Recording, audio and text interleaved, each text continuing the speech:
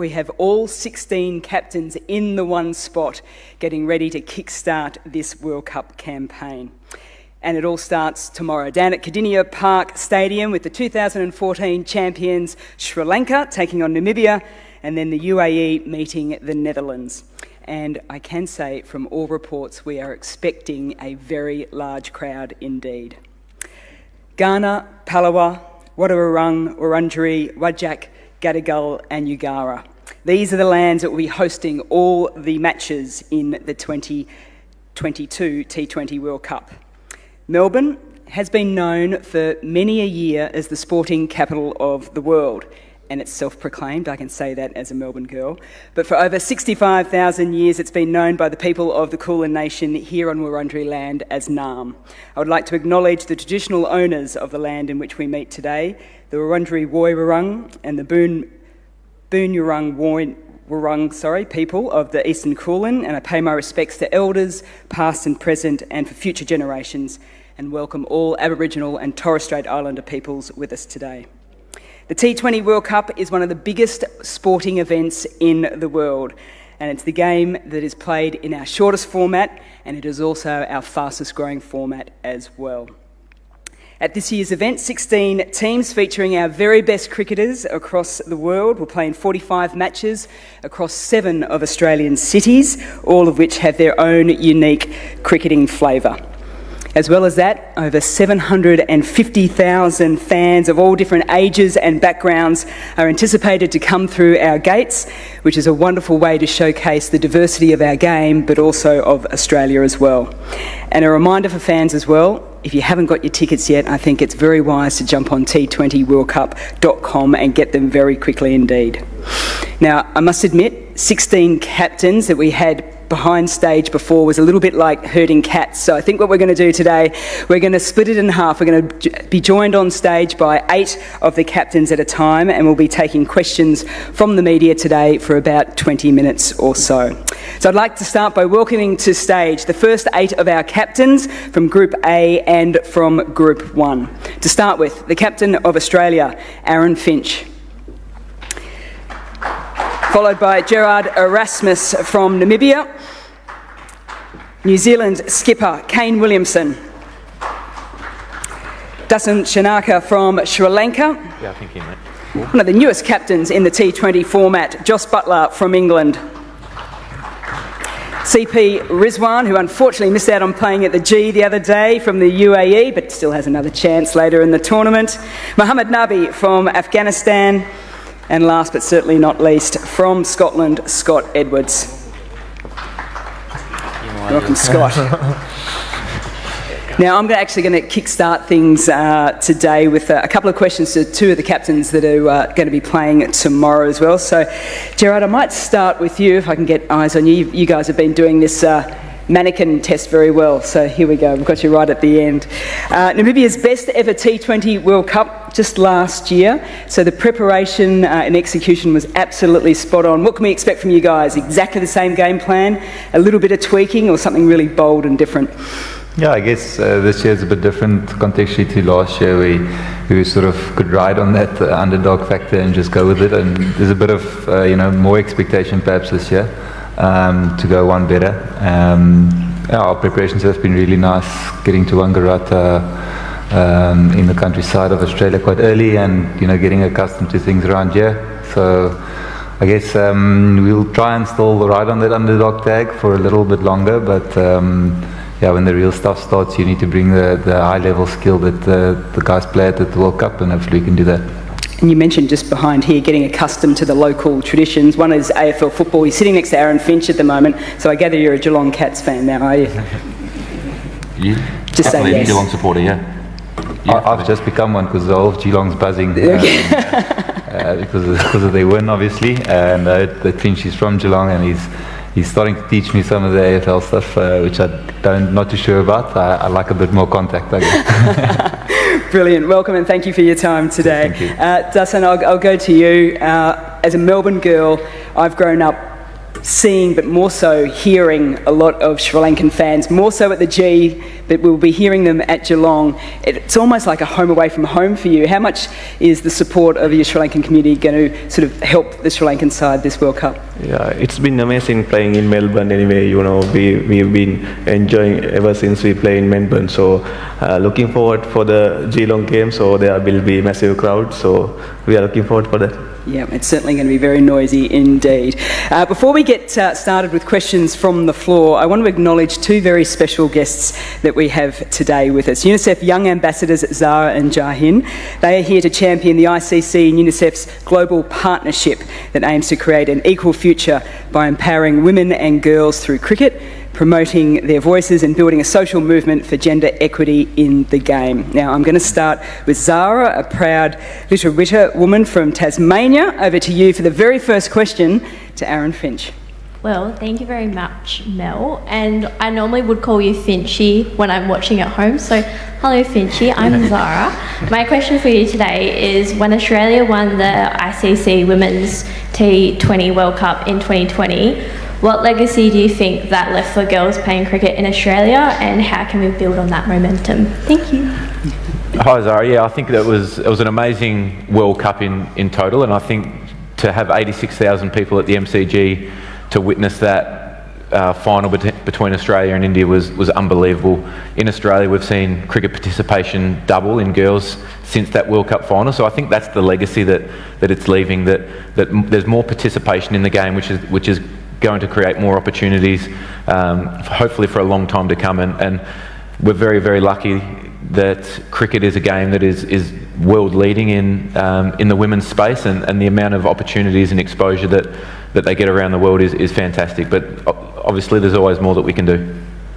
Super question, Zara. First ever sort of dad-daughter combination playing for Australia, Esther, in about 17 years' time? I think the Warner girls might beat Esther to it. They're very talented at most sports that they do, but yeah, let's wait and see. Okay, wonderful question, Zara. I am going to open it up to the floor as well. Can I just have a reminder just to state your name and the organisation you're with, and just because of the limited time that we have, we can keep them to the T20 tournament as well. And I've got a hand straight up in front here. Apologies, I can't quite see everyone.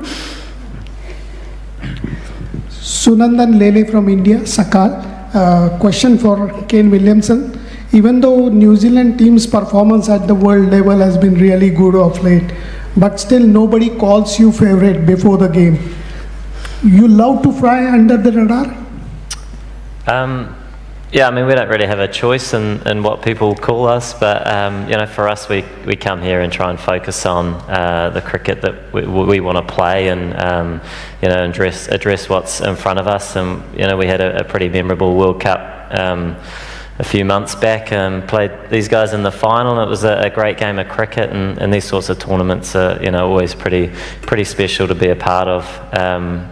Yeah, I mean, everybody has different tags and rankings that go up and down throughout the year, and I suppose they you know, end up with different names. But yeah, you come here in tournament sport, on any day anything can happen, especially looking across, you know, all these teams with match winners throughout. Thank you. Next question. Yep, second row. Andrew McGlashan from Quick Info. Question for Jos. England played almost the perfect tournament up to the semi-finals last year. How do you prepare for a tournament that is so ruthless, and one loss can see you go out at sort of any point? How do you mentally prepare for that sort of competition?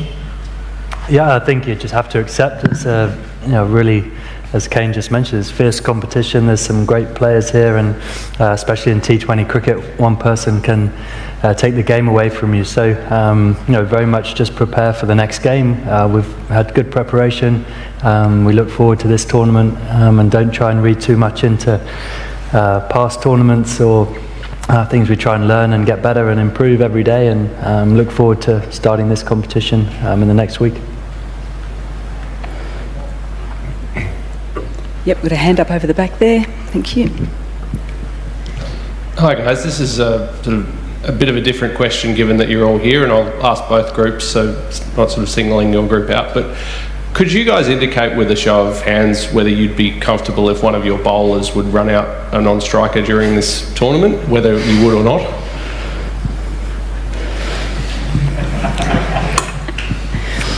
No hands Seems to be raised. a little bit, yeah, look, I think we'll just stick to, fair enough question, I admit, but the captains have sort of given us their time just to talk a little bit more broadly than that, I think. We've got another question from the field. Yes, yellow top at the front here. Tell you.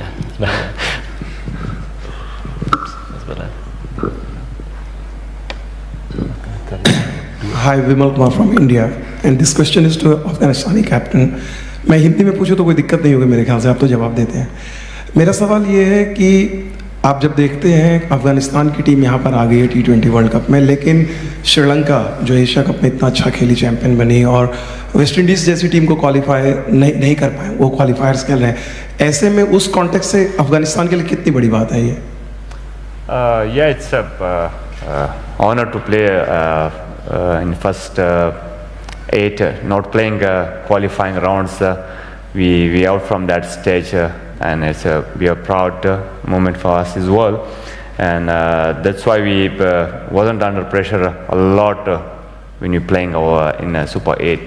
Rather we play qualifiers and then play in the top 8 or 10. It's really good, and it's give a more opportunity to play with the big teams. Yep, just down the front here. G'day, Josh Daw from 9 News. Question for Scott. Scott, when you were growing up learning the craft out of Blackie South, did you ever dream that you'd be here in Melbourne leading your country, and how much damage can your side do? Yeah, I suppose growing up playing in World Cups is always something you look forward to.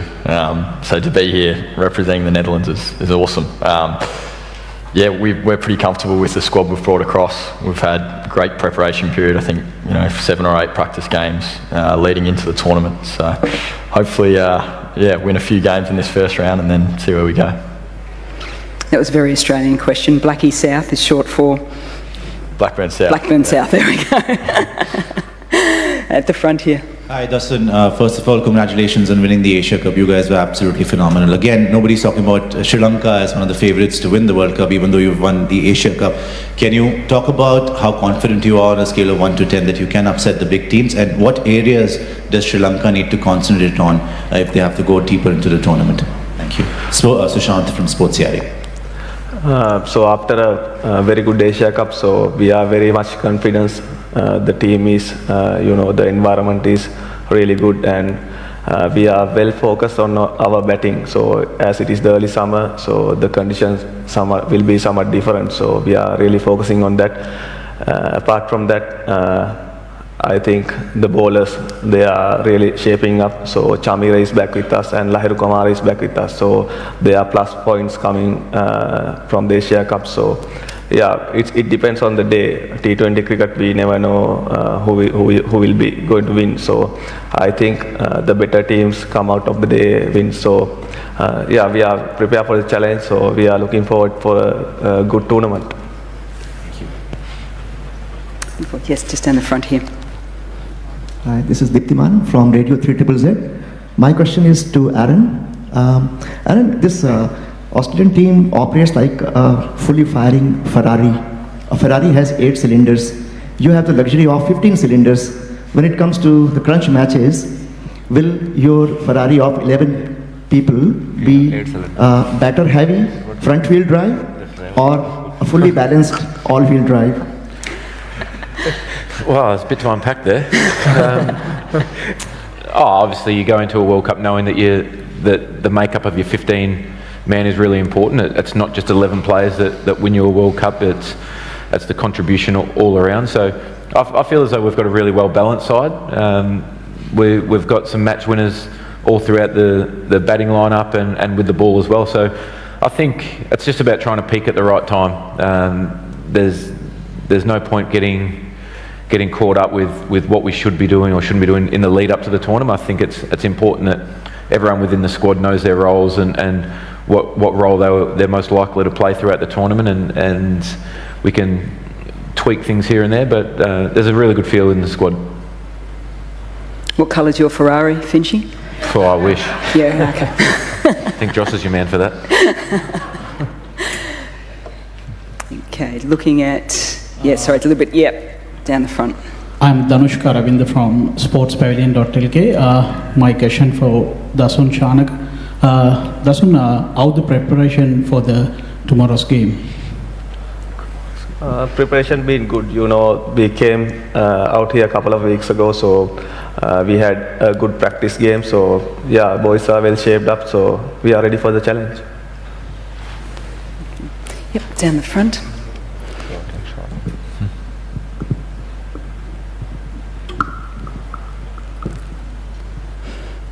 Aaron, can you talk a little bit about, even though you won the last World Cup, your personal form has been up and down. Can you talk about that a little bit, because the opening position obviously is very crucial in T20 game? Yeah, obviously it is a huge part of the game. I think T20 cricket, as an opening batter, it comes with some risk and reward at times when you're trying to be aggressive and get the team off to a quick start. But it's not always going to go to plan, so I'm okay with that. I think when you play T20 for long enough, you understand that you just ride the highs and lows a little bit. But I feel really good. There's some technical changes and stuff that I've been trying to make over the last little bit. So yeah, I feel ready to go for the World Cup. Thank you. Daniel Cherney from Code Sports in Australia. Question from Mohammed Nabi. Mohammed, given the political situation in your country, how hard has it been to maintain the momentum and the gains that Afghanistan cricket has made over the last 10 to 15 years in light of these challenges? Yeah, it's always be a challenge. The back home country situation as will be from last 50 years will be the same, not improvement. But as a sports, we try our best always to bring some happiness in face of our country people, and that's why always we work hard, play by passion and everything, that win some game in this kind of big events. That's Wonderful. Just at the back there, microphone in hand. Shanika, question from Roger Vaughan, Australian Associated Press. You come up against Namibia tomorrow. You obviously want to get the tournament on the right foot. What do you know? They're happy with their underdog status. What do you know about them and the threats that they pose for you tomorrow? We have played one time in Geelong, so we know the conditions really well about the dimensions, and we played the same opposition last year World Cup, so we know exactly what coming against us, and I think the Namibian side also well prepared, so they got good players in their side, so yeah, that's it. I think microphone in hand here. Yep. Thanks, Mel. Andrew McCormack from 7 News here in Melbourne. My question to Jos. I guess in times gone past, coming down to Australia and playing on Australian conditions, the Aussies would be overwhelming favourites, but T20 cricket, the way it is, sort of anyone could win on their day. Do you think conditions, perhaps in that case, there's a bit less of the fear factor around teams coming to Australia and playing against Australia in a big game, coming out on top against them than probably years gone by? Yeah, I think T20 is one of those games, as you mentioned, can be unpredictable. I think history tells you that generally the host nations are slight favourites in big tournaments, I think. Especially, lots of people have travelled and played in Australia and know conditions, but of course no one's going to know the conditions or be as accustomed to them as the Australian team, and they're the reigning champions as well, so you have to pick them out probably as the favourites for the tournament. But as I mentioned, T20 can be unpredictable. There's lots of very, very good teams there, very good players who will all have a say throughout this World Cup. Down the front. Ooh. Yep.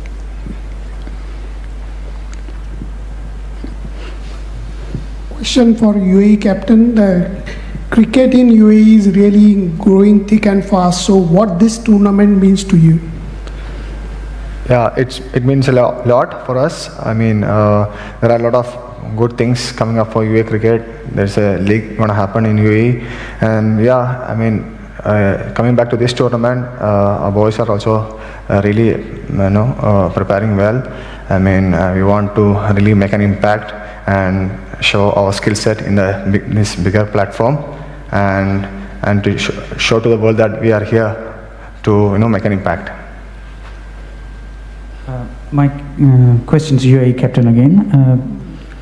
It's such a good honor that you're representing in such a prestigious tournament. I wish you good luck that you win the final, but what position you would be happy to go with? At least semi-final, final, in your opinion, with your ranking. You're happy to do the upset? UAE captain. CP. Yep. Could you repeat that? Yep. CP, where are you aiming for as a team? Are you looking at the qualifiers to get into the Super 12 or to take the trophy home? Yeah, first of all, our first target will be the second round. I mean, having said that, we have to focus on the task in hand and treat every match equally important, and and try to take one step at a time and try to do our skill set and try to execute our skill set really well and take it from there. Okay, we've probably got time for one or two more questions. Alex Malcolm from Cricket Info. Just a question for Kay Williamson. How's Daryl Mitchell and Lockie Ferguson tracking ahead of next week? Yeah, Lockie's tracking quite well. Daryl's sort of a day-by-day case, so he'll start hitting fairly soon. Yeah, a few little niggles in the camp, but hopefully the timing is on our side and they can be fit and ready. Okay, just a quick look across the room. Any more questions for these 8 captains? We'll make this the... This question is for all the captains, whosoever can volunteer. My question is, does the spirit of cricket enable you to exchange notes between yourselves, or does the spirit of competition prevent you from exchanging notes among you captains? It's a common question for anybody who can volunteer. I'm tipping if they want to win a T20 World Cup, they might keep their notes in their back pocket. Yeah, one last question. There we go. If I could just go back to Andrew McCormack again for 7 years, just to go back to Scott, if I can.